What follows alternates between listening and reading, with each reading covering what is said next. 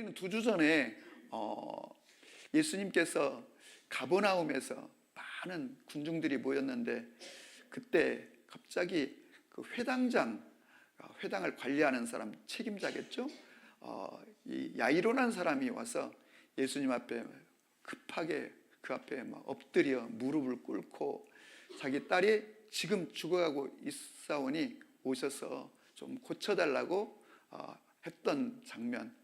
그리고 예수님께서 참 그의 태도를 보시고 그의 믿음을 보시고 그의 간절함을 보시고 가자 해서 야이로를 따라가서 결국 그의 딸을 치유하시는 장면을 우리가 살펴보았는데요.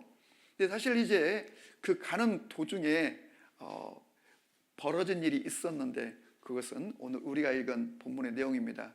군중들과 함께 예수님이 급히 야이로의 집에 이동하는 중에 한 여자가 12년 동안 혈루병을 앓았다는 겁니다. 혈루병은 오늘날 의학적으로 보면 자궁암일 것이다. 아무튼 하혈을 하는 그런 병을 가진 여인이 처음에는 재산이 좀 많았던가 봐요. 그래서 12년 동안 이 병을 해결하려고 고생하다가 많은 의원을 찾아다녔으나 오히려 괴로움만 더하고 병이 중하여졌던 차에 이제는 모든 재물도 다 허비하였으되 아무 효험도 없고 병만 중하여졌다. 그러니까 그야말로 갈 때까지 간 거죠.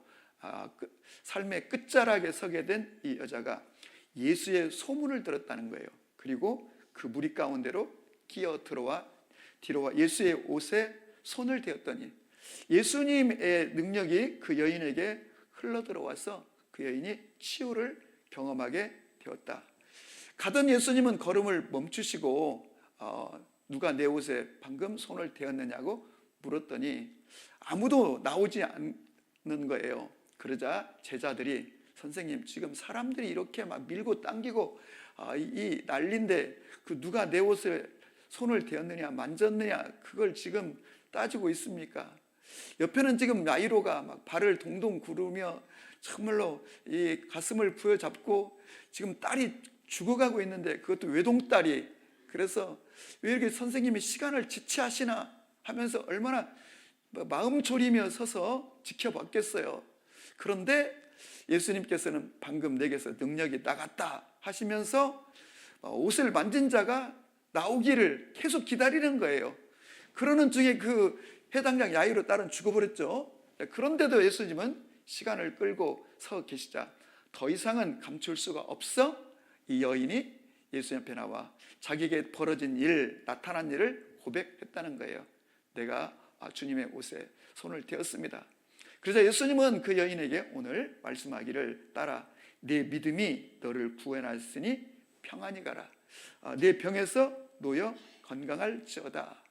오늘 본문은 우리 이 시대를 살아가는 현대인들에게 그리스도인들에게 무엇을 말씀하는지 이게 꼭 무슨 병만이 아니라 오늘 본문이 주는 이 교훈을 통해서 우리의 삶을 점검하고 또 우리에게 영적 어떤 지혜, 원리를 깨닫고 우리도 우리의 삶에도 이런 놀라운 주님의 역사가 일어날 수 있기를 축복합니다. 아멘. 자, 오늘 이 여인이 첫 번째는 예수님의 소문을 듣고 예수님에게 나왔다 그랬습니다.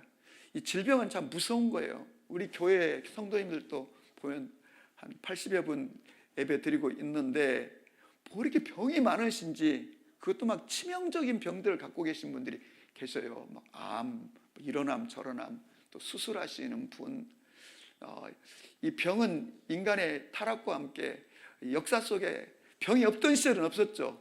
오늘 여기 예수님에게도 이렇게 지금 해당장 야이로의 딸도 죽어가고 있다니까 무슨 병인지 모르지만 병에 걸려 있는 거고 오늘 이 여인도 지금 12년째 병으로 고통하는 것이고 예수님이 많은 기적을 행하니 얼마나 많은 기적을 행했는지 성경에 다 기록할 수가 없다고 할 만큼 기적을 행하셨는데 성경을 복음서로 보면 예수님이 행하신 기적 중에 50%가 병을 고치는 치유의 기적인 것을 볼 수 있을 만큼 인간에게는 이 병이라고 하는 게 우리의 삶을 송두리째 빼앗아가기도 하고 행복을 앗아가기도 하는 그런 치명적인 것인데 오늘 이 여인이 예수님에게서 이제 해결받는 장면을 보게 되는데 어떻게 이것이 이루어지는가를 같이 한번 추적해 보았으면 좋겠습니다. 첫째, 이 여인은 예수님의 이 소문을 들었다는 거예요. 언제? 자신의 인생의 벼랑 끝에서. 참 우리 그리스도인들에게 소망이 있는 것은 우리가 벼랑 끝에 몰리게 될지라도 막다른 골목에 있을지라도 우리에게는 소망이신 예수님이 있다고 하는 거예요. 그리고 그 예수님을 붙들 수 있고 만날 수 있고 그 주님이 나를 도와주실 수만 있다면 우리의 삶의 문제가 해결되고 우리가 우리의 삶의 돌파가 일어나게 되는 줄로 기억하시기를 바랍니다. 그래서 예수님에 대한 첫 번째 믿음을 갖게 되었다는 거예요. 문제는 그 말을 듣고도 안 믿어지면 어쩔 수가 없는 거잖아요. 그래서 우리가 평소에 믿음을 갖는 것이 중요하고, 그런데 또 성경은 믿음은 우리에게서 난 것이 아니라 하나님의 선물이라고 했으니 우리는 하나님에게 계속 믿음을 부어달라고 기도하셔야 됩니다. 그리고 우리의 믿음을 점검하셔야 됩니다. 지금 내 속에 내가 진짜 살아있는 믿음을 갖고 있는지, 역사할 만한 믿음이 있는지를 늘 점검하면서 믿음을 확인하고 또 주님에게 믿음을 부어달라고 계속 기도하시고 선포하시고 또 간구하시기를 주의 이름으로 권합니다. 이 사람은 이 여인은 예수님의 이 소문을 듣고 믿음이 왔다는 거예요. 그러니까 믿음이 왔으니까 여기 예수님을 찾아오기도 했고, 막상 와보니까 사람이 너무 많아 접근이 어려웠다는 거예요. 그쯤 되면 포기할 만도 하는데 포기하지 않았던 것은 그녀 속에 믿음이 있었기 때문인데, 복음서에 나오는 모든 기적 하나하나들을 보면 전부 기적이 어느 시점에 일어나냐면 믿음과 만날 때, 그 믿음의 시점에서 하나님의 역사를 경험하게 되는데요. 우리는 지난번 중풍병자를 들쳐매고 4명의 친구들이 예수님에게 왔던 사건을 봅니다. 그날도 사람들이 너무 많이 모여 발 디딜 틈이 없었다고 그랬습니다. 그쯤 되면 돌아가든지 포기하든지 밖에서 기다리든지 했을 터인데 그들은 그러지 않고 지붕을 뜯을 생각을 했다는 거죠. 그래서 지붕을 걷어내고 그 침상을 달아내리자 예수님은 그들의 믿음을 보시고 그 중풍병자를 치유하셨다는 거예요. 오늘도 마찬가지죠. 회당장이 치유를 경험하고 그 딸이 곧 죽었다가 살아난 것도 그의 믿음을 보시고 한 것처럼 오늘 이 여인에게도 믿음이 있었기 때문에 12회를 혈루증에서 치유받는 놀라운 기적을 경험하게 되는데, 우리는 정말 주님을 섬길 때 역사하는 믿음, 살아있는 믿음, 이런 믿음을 가지시기를 축복합니다. 아멘. 믿음에는 큰 믿음이 있고 작은 믿음이 있고 살아있는 믿음이 있고 죽은 믿음이 있습니다. 우리에게는 살아있는 믿음, 역사하는 믿음을 달라고 기도하시고, 그리고 믿음은 이게 활용을 해야 믿음이 점점 자라나기도 하고 믿음이 커지기도 하는 것을 경험하고, 그래서 믿음을 통하여 하나님의 기적을 경험해야 우리는 또 새로운 차원의 믿음이 생기고 또 새로운 위기를 만나도 우리는 돌파할 수 있는 것이기 때문에 우리 속에 믿음을 갖는데, 오늘 이 여인은 예수님의 소문을 듣고 내가 예수님을 만나면 치유를 받을 수 있겠구나라는 믿음을 가졌다는 거예요. 그 이유는 이분이 하나님의 아들이시구나, 이와 같은 분은 그동안 존재하지 않았다고 하는 거예요. 이분은 너무 좋으신 분이시구나, 그리고 병든 자, 소외당하고 가난한 자들을 불쌍히 여기시는 분이시구나, 내가 이분을 만나야 되겠다고. 사실 피를 흘리는 이 하혈병이 있는 여인들은, 사람은 이 사람들 앞에 나가서는 안 되는 것이죠. 예수님 앞에 나가는 안 되는 거죠. 왜? 부정한 사람이니까. 그런데 그런 것 아랑곳하지 않고 오직 치유를 받고자 하는 일념으로 예수님 앞에 나아가는 것을 보는데, 자, 첫째 1번의 원리가 뭐냐면 믿음을 갖는 것입니다. 여러분과 저도 어떤 상황 앞에서 믿음을 가지시기를 바라요. 근데 우리가 이 문제를 바라보면 있던 믿음도 사라지게 돼요. 그래서 그때 낙심이 오고 절망이 오는 거예요. 그래서 문제를 계속 주목하고 문제를 바라보고 있으면 두려움이 오는 거예요. 근데 우리는 그 문제를 바라볼 뿐만 아니라 주님을 바라보고 주의 약속의 말씀을 계속 상기하고 그 말씀을 붙들고 나아가면 우리 안에 믿음이 이렇게 일어나는 것을 경험할 수 있게 되는 겁니다. 두 번째 단계, 우리가 믿음을 가질 뿐만 아니라 그 다음에 믿음을 고백해야 되는 거예요. 믿음을 선포해야 되는 거예요. 오늘 성경에는 뭐라고 되어 있냐면 이 여인이 내가 그의 옷에만 손을 대어도, 왜? 그분은 너무 전능하시기 때문에 그분이 꼭 나를 위해서 뭐 기도해 주지 않아도, 또 상황도 지금 그럴 상황이 아니고 막 예수님이 급히 이동하고 있으니까 그분의 옷에 손만 대어도 자기가 구원을 받으리라, 나음을 얻으리라 생각함일라라. 우리 성경에는 생각함일라라는데 원문은 생각한 게 아니에요. 말하였다고 되어 있어요. 말하였다. 원문의 내용들을 보면 그녀가 말하기를 내가 나음을 받으리라. 그래서 이 뉴 스탠다드 버전 같은 거, 킹 제임스 버전 같은 거 성경에 보면 28절을 포시쇠드라고 되어 있어요. 포시쇠드. 그녀가 스스로에게 말했다는 거예요. 그녀가 스스로 선포했다는 거예요. 뭐라고 선포했냐면 I will be made well. 내가 건강하게 될 것이다.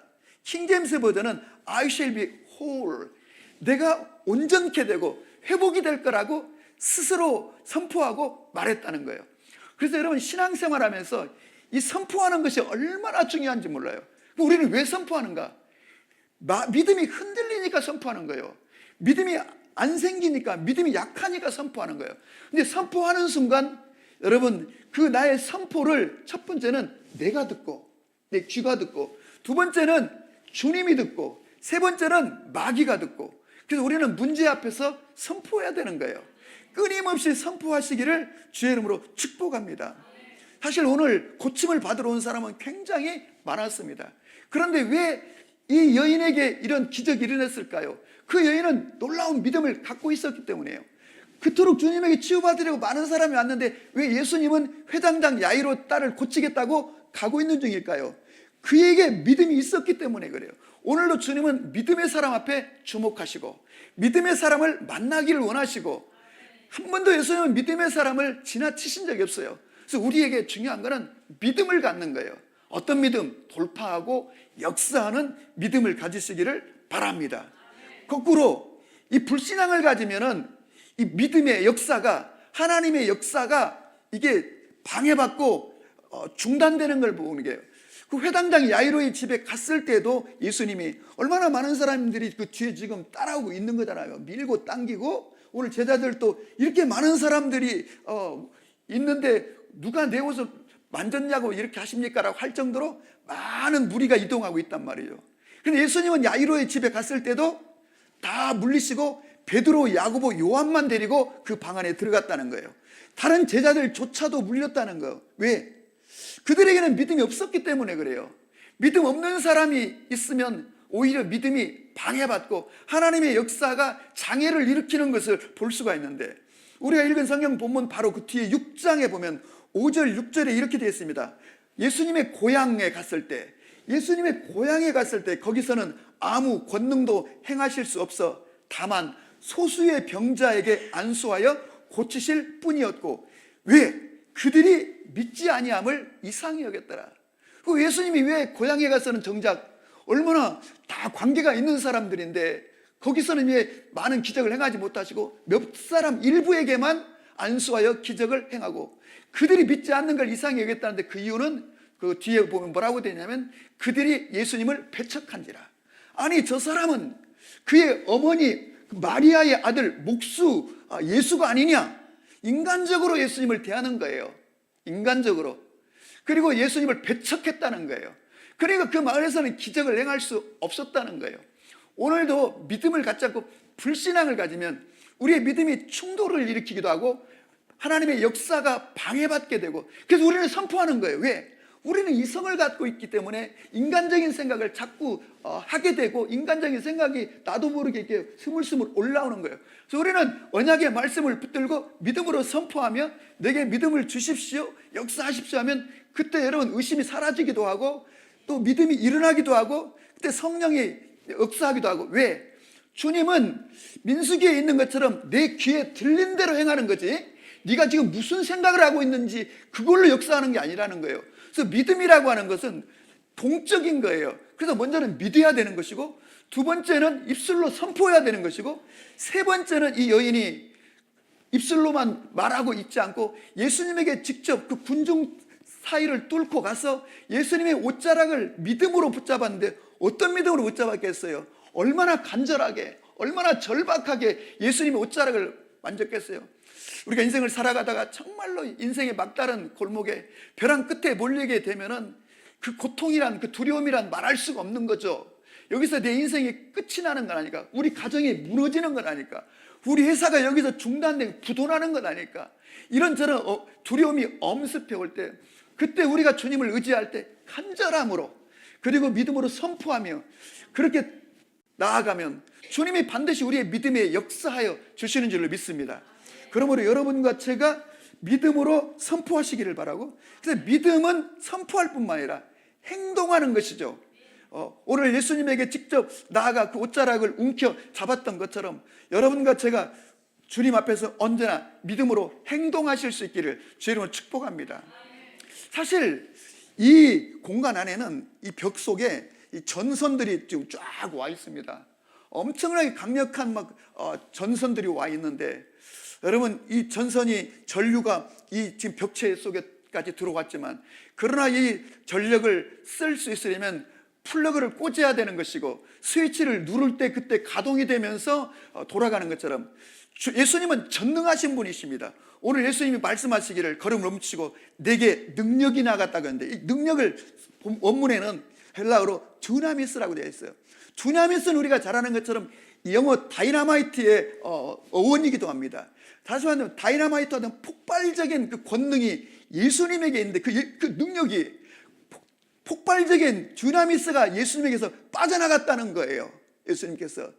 다시 말하면 예수님에게는 전능함이 있지만, 그러나 그녀가 예수님의 옷자락을 만졌기 때문에 그 옷자락을 통하여, 그의 손을 통하여 그녀에게 들어온 것을 경험하게 되고 치유를 알게 된 것처럼, 우리가 이런 믿음으로 행동할 때 그때 우리의 삶에 주님의 놀라운 역사가 일어나는 것처럼 여러분과 저가 그렇게 믿음으로 실천할 수 있기를 주의 이름으로 축복합니다.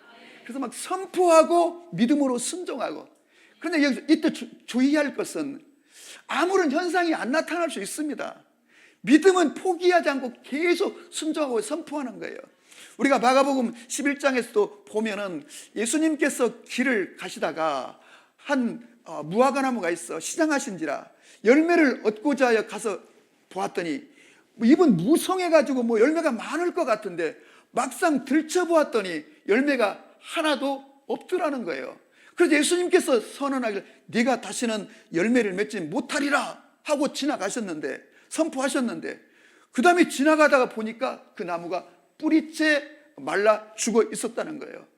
제자들이 예수님에게 예수님께서 명하신 이 나무가 죽었나이다. 여러분, 이건 우리에게 무엇을 말해주는가요? 이미 예수님께서 선포하는 순간 이미 그 무화과 나무는 생명이 끊어졌습니다. 그런데 제자들이 보기에는 그대로 있는 것처럼 보였습니다. 마치 우리가 여러분 화병에 꽃을 꽂아놓으면 이미 죽어있는 꽃이지만 아직은 시들기까지 살아있는 것처럼 보이는 것처럼, 여러분, 우리는 겉으로 보이는 현상을 보고 행동하는데 이미 우리가 믿음으로 선포할 때 주님의 역사가 나타나고 주님의 생명과 능력이 들어가게 되는 줄로 기억하시기를 바랍니다. 그래서 우리는 겉으로 보는 것, 눈으로 나타나는 것에 연연하지 않고 계속 믿음을 가지고 될 때까지, 이루어질 때까지 계속 선포하고 나아가면 그때 주님의 역사가 우리의 삶에 일어나게 되는 줄로 기억하시기를 바랍니다. 그래서 여러분과 저의 삶에도 오늘 이 본문에 나와 있는 12회를 혈루증으로 앓던 이 여자의 삶 속에서 벌어지는 이 일처럼 이런저런 초자연적인 기적들이 일어나기를 바라고, 언젠가 말씀드린 것처럼 지금 여러분들이 기도하고 있는 기도 제목들은 사실 알고 보면 기적이 아니고는 해결될 수가 없는 문제들을 지금 붙들고 기도하고 있는 것입니다. 그래서 우리의 삶에는 기적이 일어나야 되고, 여러분, 우리는 이 자연적으로 벌어지는 일들을 통해서는 우리의 믿음이 일어나지 않는 거예요. 이 초자연적인 일들을 경험할 때, 하나님이 살아계시는구나, 하나님이 내 삶에 함께 하시는구나, 하나님이 나의 기도를 들으셨구나, 그런 일들을 경험할 때 우리 속에 새로운 차원의 믿음들이 일어나게 되는 줄로 기억하시기를 바라요. 그래서 여러분과 저 속에, 저도 지금 기도하고 있는 제목들이 지금 몇 개가 있습니다.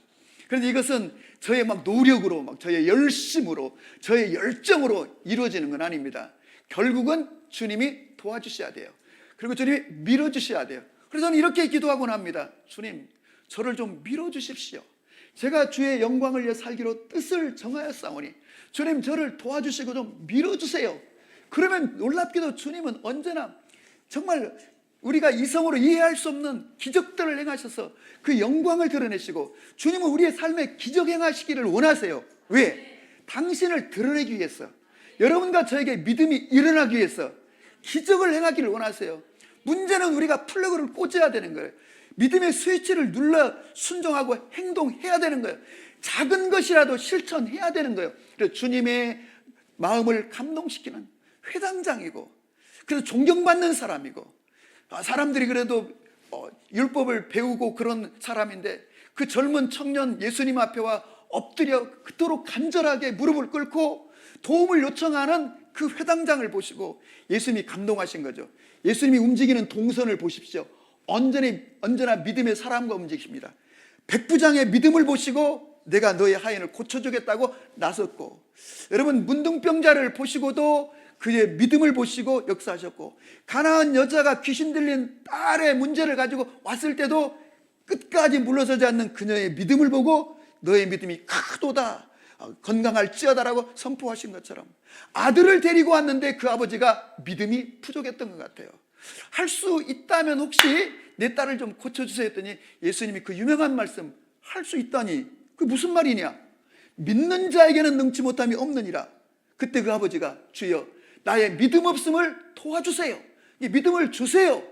그리고 예수님이 그 귀신 들린 아들을 치유하여 주신 것처럼 언제나 주님은 믿음의 사람과 함께하고 믿음의 사람 속에서 역사한 것처럼 오늘도 우리가 이렇게 예배드리고 있지만 오늘의 말씀을 붙잡고 주님, 저도 오늘부터 믿음으로 선포하겠습니다. 그리고 행동하고 순종하겠습니다. 역사하여 주십시오 하신다면, 주님은 우리의 삶 가운데 기적 행하기를 원하시고, 기적을 행하여 당신의 살아계심을 드러내시기를 원하시고, 영광 받기를 원하심으로 여러분과 저의 삶에 오늘의 역사가 꼭 뭐 병을 고치는 것뿐만 아니라 우리 인생의 삶의 삶을 가로막고 있는 이런저런 장애물과 문제를 돌파하는 우리 화요 직장인 예배 성도 한 분 한 분 되시기를 주의 이름으로 축복합니다. 지금 주님은 잠들어 있는 이 대지를 하나님의 생기로 왕성하게 지금 일으키고 있는 것처럼, 그만큼 주님은 전능자이신 것처럼 여러분과 저의 믿음을 일으키기 원하시고 우리의 삶을 일으키기 원하시고 그분의 영광을 드러내 당신의 살아계심을 나타내기를 원하시는 줄로 믿습니다.